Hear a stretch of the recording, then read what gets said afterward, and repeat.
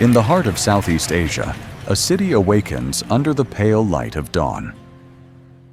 Saigon, 1950. A city of contrasts, where colonial grandeur meets everyday life. The cobblestone streets echo with the rattle of horse-drawn carriages and the distant hum of early automobiles. Cyclo-drivers shout. Vendors push carts of steaming pecho and fresh tropical fruit. The aroma of coffee drifts from French-style cafés, mingling with the scent of baked bread and incense from nearby temples. Yet, beyond the glittering boulevards, the city holds secrets. Whispers of political tension float through narrow alleys. Subtle signs of rebellion hide behind closed shutters. Every glance exchanged on the street, every hushed conversation in a cafe, carries the weight of a nation on the brink of change. Saigon is alive. Its heartbeat pulses in the laughter of children playing under the shade of mango trees, in the rhythmic steps of clerks walking to the central post office, in the metallic clink of rickshaw wheels on the pavement. A city at once modern and traditional, poised between past and future. By 1950, Saigon stands as the administrative heart of southern Vietnam, under the protection of France. On the surface, the city hums with commerce, music, and the rhythms of daily life. Yet, beneath this lively exterior, tension simmers like an undercurrent, subtle but persistent. The streets and alleys are alive with whispers. Whispers of political unrest, of quiet defiance, of a nation struggling to define itself. In the cafes and small literary salons, young students and intellectuals meet in secret. They debate, argue, and sketch plans for a future they have yet to see. Newspapers circulate cautiously, articles scrutinized and censored, yet every line carries the pulse of change. Even a seemingly trivial conversation between strangers can conceal a political message or a warning of events to come. French officials occupy the grand colonial buildings. They shuffle papers, stamp decrees, and monitor a city caught between modernity and tradition.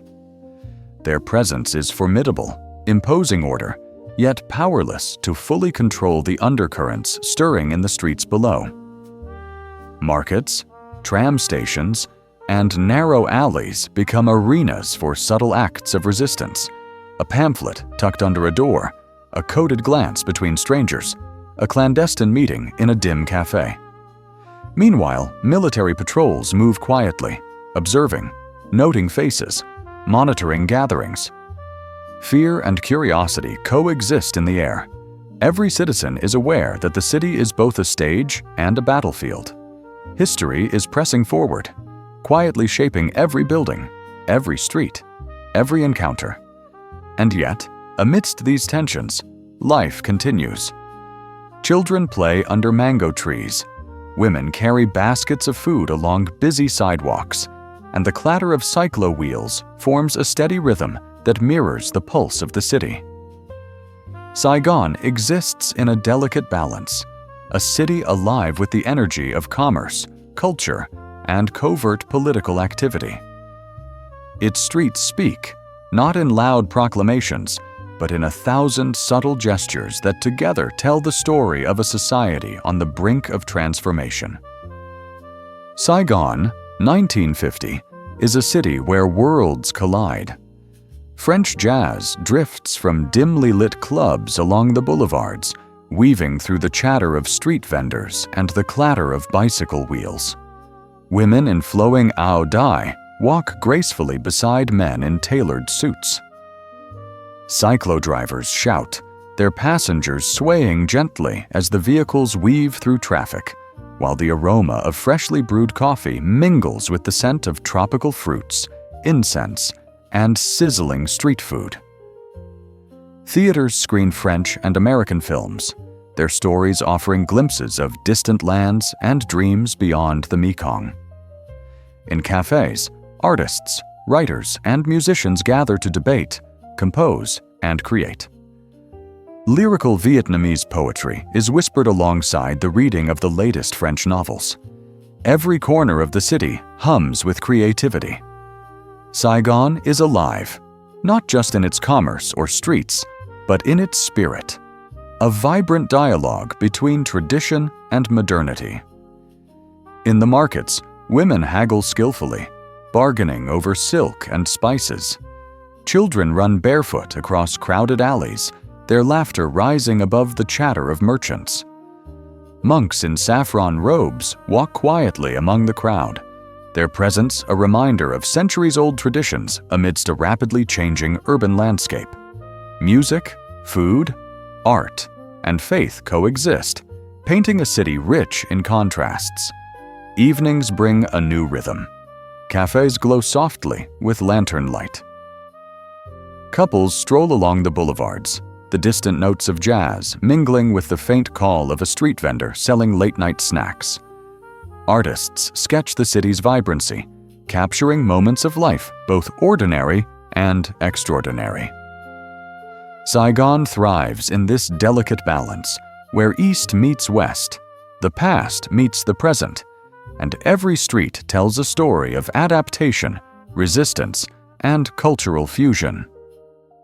The streets of Saigon are alive from dawn until nightfall. Vendors push carts laden with steaming bowls of pho, fresh bread, and ripe tropical fruit. The aroma of sizzling street food mixes with the scent of incense drifting from nearby pagodas. Children laugh and run barefoot along narrow alleys, their playful voices weaving through the clamor of the city. Cyclo-drivers navigate the crowded boulevards, their wheels clinking against cobblestones, weaving between bicycles, Vespas, and the occasional automobile. The rhythm of Saigon is constant, measured in the footsteps of merchants, the chatter of neighbors, the cries of hawkers, and the distant toll of church bells. Every alley, every market stall, every street corner tells a story of the city's vibrant and intricate social life. Markets are bustling microcosms of society. Women barter fiercely over silk, spices, and vegetables. Children follow their parents, learning the art of negotiation. Monks move quietly through the crowds, their saffron robes a contrast to the colorful chaos around them. Street musicians play traditional Vietnamese instruments beside cafés, where French jazz drifts softly through the air. Religious festivals and public ceremonies punctuate the calendar, bringing the streets alive with color and song. Lanterns glow at dusk, temple drums echo, and incense coils rise toward the sky. Saigon is at once sacred and profane, chaotic and ordered, a city where daily life unfolds in 1,000 overlapping rhythms. Evenings transform the city yet again.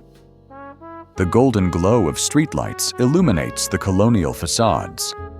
Couples stroll arm in arm, children cling to their parents' hands, and vendors continue to sell snacks long into the night. The city breathes with the collective pulse of its inhabitants, a living organism of sights, sounds, and smells, teeming with life, resilience, and history. In Saigon, 1950, women are the silent pillars of the city. They carry the weight of family life while navigating the bustling streets, balancing tradition with modernity.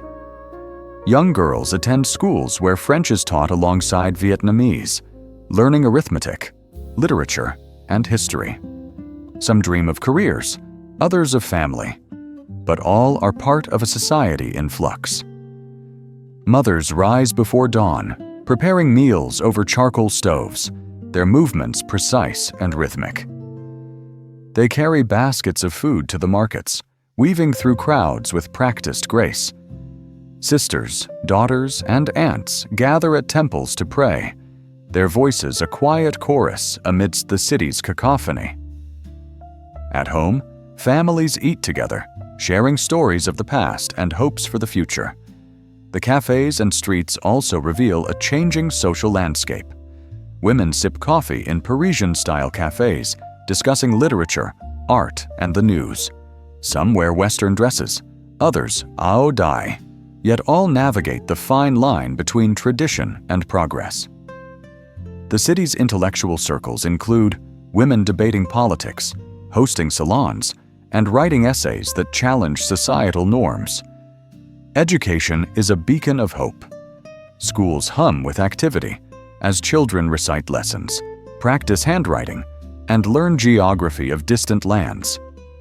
Teachers, both Vietnamese and French, encourage curiosity and debate. These classrooms are microcosms of the larger tensions in Saigon, a city seeking identity, negotiating between colonial influence and a national spirit that refuses to be subdued. Evenings bring families together once more. Women light candles or lanterns in small altars at home. Fathers recount stories of Saigon's bustling streets. Mothers speak of moral lessons, and children listen, eyes wide with wonder. The city's heartbeat resonates through these intimate moments, where the personal intersects with the political, and daily life becomes a canvas for history unfolding quietly, persistently, and irrevocably. As dusk falls over Saigon, the city transforms.